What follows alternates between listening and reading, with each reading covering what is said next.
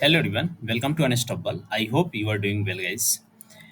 बहुत सारे आर्टिकल है आज की न्यूज़पेपर में, तो आज बात करेंगे द हिंदू न्यूज़पेपर एनालिसिस के ऊपर। तो आज मैंने बहुत सारे पॉइंट ऐड कर दिए हैं आप लोगों के लिए, ताकि अब आपकी चीज़ों को आसान किया जा सके और आपके लिए रास्ता और आसान किया जा सके। आपके स्टडी में एक स्टेप अनस्टॉपेबल का भी हो, इसको ध्यान में रखते हुए बहुत सारे इजी स्टेप आप लोगों के लिए मैंने कर दिया है। तो आज का द हिंदू न्यूज़पेपर में हम लोग देखेंगे कुछ ऐसे आर्टिकल हैं, ज़्यादा नहीं है, कुछ ऐसे आर्टिकल हैं जो आपके एग्ज़ाम पॉइंट ऑफ व्यू से बहुत इंपॉर्टेंट है, चाहे वो आपका प्रीलिम्स एग्जामिनेशन हो या मेंस एग्जामिनेशन हो। बहुत बहुत बहुत इंपॉर्टेंट है। तो पहले देखते हैं फर्स्ट आर्टिकल को। तो यहाँ पे पहला आर्टिकल आप देखो, तो यहाँ पे अभी जो आपको पता है कि यहाँ पे ब्रिक्स के बाद इंडिया में G20 सबमिट हुआ है, ठीक है ना। और G20 सबमिट में, जब G20 सबमिट हो रहा था दिल्ली में, तब उसी समय 9 सितंबर को एक अनाउंसमेंट किया गया था वेस्ट एशिया इकोनॉमिक कॉरिडोर को अपनाने के ऊपर, ठीक है। तो बातचीत करेंगे कि भैया ये वेस्ट एशिया इकोनॉमिक कॉरिडोर क्या है, इससे इंडिया को क्या हेल्प मिल सकता है, ये चाइना का जो BRI है उसको ये कैसे काउंटर कर सकता है। तो बहुत सारे पॉइंट है, तो इसके ऊपर बातचीत करेंगे। तो देखो गाइस, इसमें बहुत सारी चीज़ें हैं न्यूज़पेपर में, तो इसको मैंने काफ़ी अच्छे से समराइज़ कर दिया है ताकि आप देख सको। जिसमें हम लोग इसमें बात भी करेंगे और भी बात करेंगे, जैसे कि यहाँ पे इंडिया सऊदी स्ट्रेटेजिक पार्टनरशिप के ऊपर भी बातचीत करेंगे, जो इस न्यूज़पेपर में दिया गया है, ठीक है ना। तो आओ अब शुरू करते हैं दोस्तों। सोर्स द हिंदू है, और यहाँ पे देखो तो आज का जो टॉपिक है आपके लिए वेस्ट एशिया इकोनॉमिक कॉरिडोर है। ये देखो, इसमें प्रीलिम्स से भी आपका बन सकता है और मेंस में भी बन सकता है। मेंस में कहाँ से बनेगा, तो ये IR से बनेगा, ठीक है ना। IR से बनेगा, इंटरनेशनल रिलेशनशिप से बनेगा, जिसमें आपका बहुत सारे क्वेश्चन पूछे जा सकते हैं। तो यहाँ पे देखो गाइस, तो फाइनली यहाँ पे वेस्ट एशिया इकोनॉमिक कॉरिडोर का अनाउंसमेंट किया गया है। और ये जो है, ये काफ़ी बहुत बड़ा स्टेप उठाया गया है इस बार। तो इसको कह सकते हो कि ये क्या करेगा कि बहुत सारे इसमें प्रोजेक्ट को इंक्लूड किया गया है, रीजनल कनेक्टिविटी को बढ़ाने की बातचीत किया गया है। और ये साथ ही इसके बहुत सारे इम्पोर्टेंट रोल भी हैं, ठीक है ना। अब इम्पोर्टेंट रोल कैसे हैं, तो ये देखो, ये काउंटर कर सकता है चाइना का जो वन बेल्ट इनिशिएटिव है, ठीक है ना। ये चाइना का जो प्रोजेक्ट है, China belt road initiative BRI, इसको ये काउंटर कर सकता है। तो इसके बैकग्राउंड के बारे में और इसके ऑब्जेक्टिव के बारे में थोड़ा सा जान लो। किसका, तो वेस्ट एशिया इकोनॉमिक कॉरिडोर का बैकग्राउंड क्या है और ऑब्जेक्टिव क्या है इसे लाने के पीछे। तो यहाँ पे देखो कि वेस्ट एशिया इकोनॉमिक कॉरिडोर को अनाउंस किया गया है 2023 में, और इसमें 8 कंट्रीज़ है। ऑब्जेक्टिव क्या है, तो इसका ऑब्जेक्टिव है इकोनॉमिक ग्रोथ को लाना, इम्प्रूवमेंट, रीजनल कनेक्टिविटी को बढ़ाना, और साथ में ये अल्टरनेट लाया गया है BRI का, जो चाइना बेल्ट रोड इनिशिएटिव है उसका ये एक अल्टरनेट लाया गया है। क्योंकि चाइना जिस तरीके से जाल बिछा रहा है पूरे विश्व में, उसको काउंटर करने के लिए ये बहुत बड़ा स्टेप उठाया गया है इंडिया और कुछ मेंबर कंट्री के द्वारा। और इसका नाम दिया गया है वेस्ट एशिया इकोनॉमिक कॉरिडोर, ठीक है। जैसे कि चाइना का जो BRI है, वो infrastructure development, trade network, project initiated by China. तो ये बहुत ज़्यादा करता है, चाहे ये आपका अक्रॉस एशिया को ले लो, यूरोप के ले लो, अफ्रीका को ले लो, हर जगह को ये घेरता जा रहा है। तो इस चीज़ को काउंटर करने के लिए कहीं ना कहीं वेस्ट एशिया इकोनॉमिक कॉरिडोर बनाना बहुत आवश्यक था। अब इसका सेगमेंट क्या है इस कॉरिडोर का, यानी कि जो वेस्ट एशिया इकोनॉमिक कॉरिडोर है, उसका सेगमेंट और क्या है। तो देखो, दो मेन सेगमेंट है इसका। पहला है ईस्टर्न कॉरिडोर बनाना, दो कॉरिडोर बनाए जाएंगे। एक तरफ ईस्टर्न कॉरिडोर बनाया जाएगा, ठीक है ना, और एक आपका यूरोपियन कॉरिडोर बनाया जाएगा। तो जो ईस्टर्न कॉरिडोर है, तो उसके ऊपर बातचीत करूँ, तो यहाँ पे देखो, तो ईस्टर्न कॉरिडोर का जो एम है, वो कनेक्ट करेगा इंडिया को गल्फ रीजन से। इंडिया और गल्फ जो कंट्रीज़ हैं उसको कनेक्ट कर दिया जाएगा। कैसे होगा, तो मेरीटाइन से और रेल रूट से। मेरीटाइन यानी कि वाटर वे, जिसमें सी भी होगा, ओशियन भी होगा, समझ रहे हो ना, रिवर भी होगा, तीनों को इंक्लूड किया जाएगा। और उसके बाद रेल रूट का इस्तेमाल किया जाएगा, समझ रहे हो। जिससे क्या होगा कि यहाँ पे मूवमेंट होना शुरू हो जाएगा, ठीक है ना, इंडिया का और गल्फ जो रीजन है उनका, between India and countries middle east हो गया, सऊदी अरबिया हो गया, यूएई हो गया, इन लोग इनका क्या होगा, मूवमेंट होना शुरू हो जाएगा, जो कि बहुत अच्छी बात है।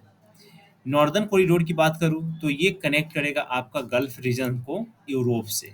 सुनो, यहाँ पे 2 है। पहले तो इंडिया को कनेक्ट किया जाएगा गल्फ रीजन से, गल्फ रीजन को कनेक्ट किया जाएगा यूरोप से, समझ रहे हो ना? और यहाँ पे जो पास होंगे, वो आपका रेल लाइन से होगा, ठीक है ना? देखो मैं फिर से आप लोगों के लिए इसको एक्सप्लेन करता हूँ। जो ईस्टर्न कॉरिडोर है, वहाँ पे मैरीटाइम और रेल रूट से कनेक्ट किया जाएगा इंडिया और गल्फ रीजन से। और वहीं पे नॉर्दर्न कॉरिडोर जो बनाया जाएगा, उसमें गल्फ रीजन को कनेक्ट किया जाएगा यूरोप से रेल लाइन के थ्रू, ठीक है ना? जो जोड़ेगा जॉर्डन और इसराइल को। और ये रेल लिंक के साथ इसको प्रोवाइड करवाया जाएगा, ठीक है ना, ओवर द लैंड रूट, जिससे ट्रेड, ट्रांसपोर्टेशन गल्फ और यूरोप के बीच में एक मार्केट का डेवलपमेंट किया जा सके, समझ रहे हो? उसके बाद डाइवर्स इंफ्रास्ट्रक्चर के ऊपर बातचीत करूँ तो यहाँ पे देखो, पाइपलाइन की फैसिलिटीज़ भी अवेलेबल करवाने की बातचीत चल रहा है, और केबल की भी फैसिलिटीज़ अवेलेबल करवाने की बातचीत चल रहा है। साथ ही यहाँ पे आप देखो तो transfer of electricity, digital connectivity, clean hydrogen export, तो ये सारी चीज़ें इसकी डाइवर्स इंफ्रास्ट्रक्चर का पार्ट है, जो कि किया जाने वाला है। बेनिफिट क्या होगा, जो भी स्टॉक होल्डर्स हैं जैसे कि इंडिया हो गया, यूरोप हो गया, ठीक है ना? तो इन लोगों को क्या-क्या हेल्प मिलेगा, तो इंडिया पॉइंट ऑफ व्यू से देखो, तो इंडिया को एक एक्सेस मिल जाएगा मिडल ईस्ट जो देश हैं उनके साथ, और जो यूरोपियन मार्केट है उसका। क्योंकि इंडिया के पास रिसोर्सेज़ हमेशा से बहुत रहे हैं, और एक बात देखो तो इंडिया का जो पॉपुलेशन है, वो युवा पॉपुलेशन है, और कहीं न कहीं हमें एक मार्केट चाहिए होगा, बहुत बड़ा मार्केट चाहिए होगा, ताकि इंडिया में जो भी गुड्स बने, उसको विदेशों में भी बेचा जा सके आसानी तरीके से, ठीक है ना? तो ये देखो, इससे क्या होगा कि इंडिया की इकोनॉमी बूस्ट हो जाएगी, इंडिया की इकोनॉमी बूस्ट होगी, और इससे क्या होगा कि जब ये सारी चीज़ें होंगी, तो ये कॉरिडोर से क्या होगा, बूस्ट हो जाएगा इकोनॉमी, और उसके बाद स्ट्रेटजिक इन्फ्लुएंसेस भी इन रीजन्स में बढ़ जाएंगे। अगर गल्फ कंट्रीज़ को ध्यान में रख करके देखो कि गल्फ कंट्रीज़ है उसको क्या हेल्प मिलेगा, तो गल्फ कंट्रीज़ को भी डाइवर्सिफाई इकोनॉमी देखने को मिलेगा। जैसे कि ऑयल की जो डिपेंडेंसी है, उसको उसके रिगार्डिंग जो टाइज़ हो सकता है विथ इंडिया और यूएसए और यूरोप के साथ, ठीक है ना? और ये कहीं न कहीं इकोनॉमिक स्टेबिलिटी को लाने में गल्फ कंट्रीज़ के पास बहुत हेल्प करेगा। क्योंकि नेचुरल रिसोर्सेज़ की बात करूँ तो गल्फ कंट्रीज़ में नेचुरल रिसोर्सेज़ बहुत है, बहुत सारे ऐसे ऑयल माइन्स हैं। ये देखो, गल्फ कंट्रीज़ आपके डिपेंड ही है ऑयल माइन्स पे, और बहुत सारे ऐसे फूड हैं जो कि मरुस्थल वगैरह में होते हैं, जैसे कि आप खजूर वगैरह ले लो, तो ये सारी चीज़ें, तो उसका एक्सपोर्ट कहीं न कहीं यहाँ पे हो सकता है, समझ रहे हो ना? यूरोप के पॉइंट ऑफ व्यू से देखो, तो एक अल्टरनेट रूट मिल जाएगा ट्रेड सप्लाइज़ के लिए, जैसे कि एनर्जी सप्लाई हो गया, रिड्यूस द रिलायंसेस एक्जिस्टेंस वगैरह के लिए हो जाएगा। साथ ही मिडल ईस्ट के साथ इसका कनेक्टिविटी बढ़ जाएगा। तो ये सारी चीज़ें हैं। चैलेंजेस बहुत रहने वाले हैं, ठीक है ना? अब देखो, ये जो कॉरिडोर बनाया जा रहा है, तो इसमें चैलेंजेस क्या रहने वाला है, तो इंफ्रास्ट्रक्चर प्रोजेक्ट एक बहुत बड़ा चैलेंज रहने वाला है। क्योंकि वेस्ट एशिया कॉरिडोर ऐसा नहीं है कि हाँ, आज हमने अनाउंसमेंट कर दिया और कल से इस पे काम शुरू और परसों तक काम समाप्त, नहीं, ये एक बहुत बड़ा प्रोजेक्ट होने वाला है। इसलिए इंफ्रास्ट्रक्चर डेवलपमेंट का प्रोजेक्ट जो है, ये बहुत ही बड़ा चैलेंज होने वाला है। उसके बाद आप देखो तो फंडिंग एक बहुत बड़ा चैलेंज होने वाला है। फिर इस रीजन में सिक्योरिटी को आप कैसे प्रोवाइड करवाओगे, इस कॉरिडोर को आप कैसे सुरक्षा प्रदान करोगे, ये भी एक बहुत बड़ा चैलेंज होने वाला है। साथ ही इसमें जो मल्टीपल स्टॉक होल्डर्स हैं, इनके बीच में किस तरीके का कोऑर्डिनेशन होगा, ठीक है ना? तो ये भी एक चैलेंजेस होने वाले हैं। साथ ही जो एनवायरमेंटल इश्यूज़ हैं या सोशल इम्पैक्ट है, इस ये भी चैलेंजेस होने ही वाले हैं। और अपोजिशंस जो भी हैं, जैसे global actors like China includes, तो ये भी कहीं न कहीं हमारे लिए एक थ्रेट है, और ये भी एक चैलेंज ही है। अब रीजनल इंटीग्रेशन एंड डेवलपमेंट की बात करूँ तो देखो, काफ़ी आसान तरीके से इसको किया जा सकता है। अगर देखो, एक बात कही जाती है ना कि हाँ, चाह लो तो कुछ भी हो सकता है, वही बात है। तो ये था हमारा वेस्ट एशिया इकोनॉमिक कॉरिडोर। तो हमने वेस्ट एशिया इकोनॉमिक कॉरिडोर के ऊपर बातचीत कर लिया है। अब एक बार बात कर लेते हैं कि सऊदी स्ट्रेटेजिक पार्टनरशिप क्या है, ठीक है ना? और सऊदी स्ट्रेटेजिक पार्टनरशिप क्यों इम्पोर्टेंट है, तो ये भी एक बार जान लेते हैं। तो देखो guys, India Saudi strategic partnership, जिसका शॉर्ट फॉर्म में एसपीसी कहते हैं, ये एक सिग्निफिकेंट मैकेनिज्म है, ठीक है ना? किसके और किसके बीच में? तो इंडिया और सऊदी अरबिया के बीच में एक रिलेशनशिप है। तो ये अगेन आईआर से है और सोर्स द हिंदू ही है, ठीक है ना? क्योंकि इसमें 2 आर्टिकल थे, एक तो आपका वेस्ट एशिया इकोनॉमिक कॉरिडोर और दूसरा आपका सऊदी अरबिया यहाँ पे India Saudi strategic partnership SPC है, ठीक है? और यहाँ पे ऐसा नहीं है कि हाँ, बहुत ज़्यादा न्यूज़पेपर में हमको मिल जाएगा माल, ठीक है ना? और उससे हम काम कर लेंगे। नहीं, इसमें बहुत ही स्पेसिफिक तरीके से इसमें मेंशन होता है। जैसे कि आप यहाँ यहाँ पे देखो तो कहा जा रहा है कि दोनों साइड एक्सचेंज किया जा सकता है। मतलब कि कहने का सेंस ये है कि crown prince Mohammed bin Salman of Saudi Arabia जब मिले prime minister of Narendra Modi ji से, तो फिर दोनों के बीच में बहुत सारी बातें हुई और यहाँ पे Middle East economic European economic corridor prime minister Narendra Modi और उसके बाद यहाँ पे Saudi Arabia as a one of the most important strategic partner of India, क्योंकि सारे रास्ते हमें सऊदी अरबिया से ही मिलने वाला है, इसलिए बहुत इम्पोर्टेंट भी है। यहाँ पे देखो two world fastest growing countries partnership improvement of the stability entire region, ठीक है ना? और ये 2 वर्ल्ड फास्टेस्ट इकोनॉमिक कंट्रीज किसके बारे में है? तो एक सऊदी अरबिया के बारे में कहा जा रहा है और दूसरा इंडिया के बारे में कहा जा रहा है। इसके बाद यहाँ पे देखो holistic connect India, West Asia, Europe through the economic corridor apart from the connecting the two countries, the corridor will be help in the increase of the economic and यहाँ पे देखो इकोनॉमिक एंड एनर्जी सिक्योरिटी वगैरह के बारे में बातचीत किया गया है।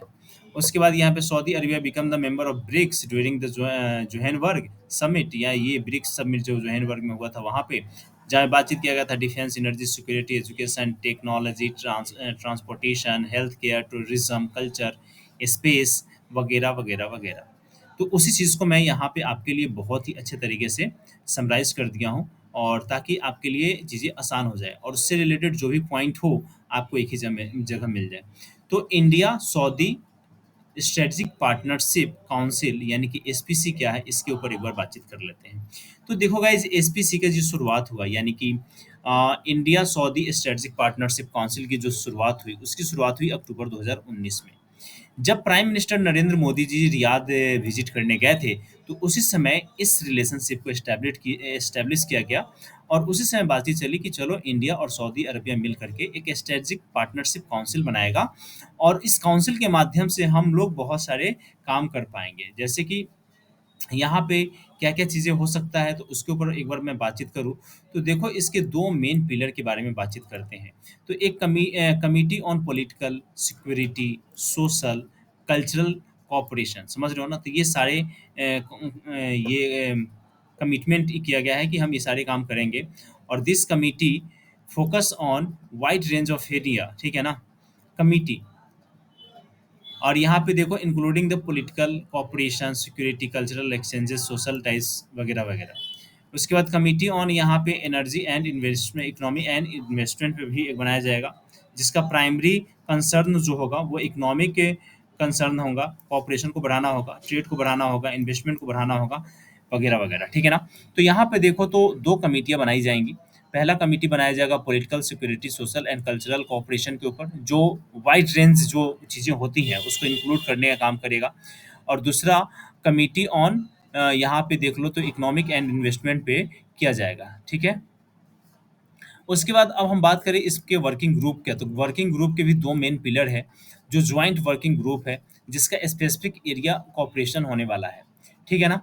उसके बाद एम क्या है आपका इंडिया सऊदी अरबिया जो स्ट्रेटेजिक पार्टनरशिप है, इसका एम क्या है? तो एम के बारे में बात करूँ तो यहाँ पे partnership between India and Saudi Arabia, जिसका प्राइमरी ऑब्जेक्टिव क्या है? तो प्राइमरी ऑब्जेक्टिव देख लो, मल्टीपल सेक्टर में काम करना है। पहली बात तो ये है कि मल्टीपल सेक्टर्स में काम करना है, जैसे कि ट्रेड वाले सेक्टर में काम करना है, इन्वेस्टमेंट पे, एनर्जी पे, सिक्योरिटी पे, डिफेंस पे, कल्चर पे, पीपल टू पीपल टाइज पे। ऐसा नहीं है कि सिर्फ गवर्नमेंट टू गवर्नमेंट चलेगा। पीपल टू पीपल टाइज का मतलब होता है कि यहाँ के लोग हमारे यहाँ आएंगे, हम लोगों के यहाँ के लोग वहाँ जाएंगे, एक दूसरे से कनेक्टिविटी बढ़ाएंगे और भी बहुत सारी चीज़ें होती हैं। उसके बाद आप देखो तो यहाँ पे वो मतलब कि बहुत अच्छा प्लेटफ़ॉर्म दोनों कंट्रीज़ को प्रोवाइड करवाया जाएगा, ताकि दोनों एक साथ मिल कर के काम कर सकें और जो भी रीजनल और इंटरनेशनल इश्यूज़ है, उसको एक साथ मिल कर के समाप्त भी किया जा सके या उसके ऊपर बात भी किया जा सके। फर्स्ट मीटिंग और एजेंडा के ऊपर बातचीत करूँ तो देखो गाइज़, ये चीज़ें अभी न्यूज़ में क्यों आई हैं? क्योंकि पहला जो आपका ऑफ़िशियल या फॉर्मल मीटिंग का हो, तो सितंबर 2023 में हुआ है। और ये 2023 में कैसे हुआ है? क्योंकि इंडिया में हुआ है G20 समिट, और इस समिट में आपको पता है कि विश्व के तमाम देशों के जो भी बड़े लीडर्स थे, वो सभी लोग इसमें मौजूद थे और बहुत सारे वर्क हुए हैं। जैसे कि आप देखो तो यहाँ पे यूरोपियन यूनियन पहले से ही था, लेकिन अभी एक और उसमें मेंबर जुड़ा है। उसका नाम क्या है? मैंने कल के न्यूज़पेपर में बताया था, उसको कमेंट बॉक्स में कमेंट करके बताओ, ठीक है ना? कल उसका आंसर दूँगा। अभी मैं बोल नहीं जा रहा था नाम, लेकिन नहीं बोलूँगा। तो उनको उसमें सदस्यता मिली है, साथ में इकोनॉमिक कॉरिडोर के ऊपर बातचीत हुआ है, साथ में आप देखो तो सऊदी अरबिया और इंडिया के बीच में बायलैटरल रिलेशनशिप कह सकते हो कि एस्टैब्लिशमेंट हुआ है और उसके ऊपर बहुत सारी बातें हुई है। तो यहाँ पे देखो prime minister of Narendra Modi ji और सऊदी अरबिया के जो क्राउन है मोहम्मद बिन सलमान अल सौद मतलब जो हैं, उनके बीच में ये माइलस्टोन का काम करेगा। और इस मीटिंग में बहुत सारे एक्जिस्टेंस जो कॉपरेशन थे उसके ऊपर बातचीत हुआ और बहुत सारे ऐसे एग्रीमेंट थे जिसके ऊपर साइन किए गए हैं। जैसे कि आप देख लो तो एनर्जी हो गया, एग्रीकल्चर हो गया, टेक्नोलॉजी हो गया, इंडस्ट्रीज, इंफ्रास्ट्रक्चर, डिफेंस वगैरह। उसके बाद इकोनॉमिक एंड स्ट्रेटजिक टाइज भी किए गए हैं। ये बायलैटरल रिलेशनशिप है बोथ कंट्रीज के बीच में, आपका इंडिया और सऊदी अरबिया के बीच में। ये एक बहुत ही प्यारा सा खूबसूरत सा उभरता हुआ रिश्ता है हम दोनों देशों के बीच में। और यहाँ पे रीजनल स्टेबिलिटी और डेवलपमेंट की बात करो तो यहाँ पे देखो cooperation between the India and Saudi Arabia through the SPC highlights there, ठीक है ना? अब हाइलाइट्स में क्या है, तो यहाँ पे देखो जो कमिटमेंट है टू वर्किंग टुगेदर, मतलब कि दोनों एक साथ मिलकर के काम करेंगे, रीजनल स्टेबिलिटी को बढ़ाएंगे, डेवलपमेंट करेंगे, कोलैबोरेशंस करेंगे और भी बहुत सारी चीज़ें हैं। और साथ में यहाँ पे मिडिल ईस्ट और सऊदी अरबिया के बीच में ये not only the bilateral relationship also the broader regional dynamic and middle east and south Asia के साथ भी हमारे रिलेशनशिप को बढ़ाने में ये काम करेगा। तो ये एक एक आर्टिकल था, लेकिन इसमें बहुत सारे मल्टीपल आर्टिकल छुपे हुए थे जो मैं आपको बोलता हूँ ना कि गूगल सर्च कर लेना। आज मैं खुद करके लाया हूँ आप सभी के लिए, और देखो ये कितने तरीके से किए जाते हैं और कैसे किए जाते हैं। अगर ऐसे नहीं करोगे तो फिर बहुत सारे प्रॉब्लम्स आ जाते हैं। अब द हिंदू में एक बहुत ही प्यारा सा एक आपका आर्टिकल छपा हुआ है, और इसका नाम है riding India of the food insecurity के ऊपर ये आर्टिकल आया हुआ है। और ये इकोनॉमिस्ट हैं, और फूड सिक्योरिटी के ऊपर ये क्यों आया हुआ है, क्योंकि इन्होंने कुछ ऐसे डाटा दिए हैं। और इस डाटा को ध्यान में रखते हुए आप देखो तो इंडिया में जिस तरीके से इन्फ्लेशन बढ़ा है, फूड प्राइस पे जो फूड जो आइटम है उस पे जिस तरीके से प्राइसेस बढ़े हैं, उस चीज़ को लेकर के इन्होंने बहुत बड़ा कंसर्न दिखाया है। क्योंकि इन्होंने यहाँ पे दिया है, एविडेंस भी दिया है, कहा है कि state of food security and nutrition in the world. और उसके बाद फूड एंड एग्रीकल्चर ऑर्गेनाइजेशन ने कहा था कि देखो भाई ऐसा है कि बहुत पॉपुलेशन का बहुत बड़ा जनसंख्या ऐसा है जो हेल्दी फूड को अफोर्ड नहीं कर सकता है, नहीं खरीद सकता है, वो अपने डाइट में नहीं ले पाएगा। क्यों नहीं ले पाएगा? क्योंकि आप देखो तो प्राइस जो है वो बहुत ज़्यादा फूड की बढ़ गई है अभी कुछ टाइम में। और इन्होंने ये कोट करके कहा है कि एनुअली जो एक्सीड हो रहा है वो लगभग 11% का हो रहा है। 11% इस साल हुआ है, क्योंकि पिछले 10 साल में ऐसा बड़ा जंप नहीं हुआ था इन्फ्लेशन में, जो कि इस बार देखने को मिला है। इससे बहुत बड़ी जनसंख्या जो है वो इफ़ेक्ट में आएगी और जिसका इम्पैक्ट बुरा पड़ सकता है। तो इसी आर्टिकल के ऊपर पूरा ये दिया गया है, तो इस आर्टिकल को एक बार अपने से पढ़ लेना, ठीक है? कुछ ज़्यादा इसमें वो नहीं होता है कि मैं इसको एक्सप्लेन करूँ, लेकिन पता नहीं एडिटोरियल के नाम पे बहुत सारे चलते हैं, लेकिन मैं इसको ज़्यादा वो तवज्जो नहीं देता। आप एक बार इसे पढ़ लेना, बेसिक अंडरस्टैंडिंग आपकी जनरेट हो जाएगी, और दैट्स इट। बेसिक अंडरस्टैंडिंग आपकी जनरेट हो गई, उसके बाद ज़्यादा इस पे आपको ध्यान देने की आवश्यकता नहीं पड़ेगी, क्योंकि यहाँ पे आप देखो तो हिस्टोरिकल बैकग्राउंड को थोड़ा-सा इसमें फ़ॉलो किया गया है, ठीक है ना? इंदिरा गांधी जी के समय के अप्रोच का भी इसमें ध्यान दिया गया है।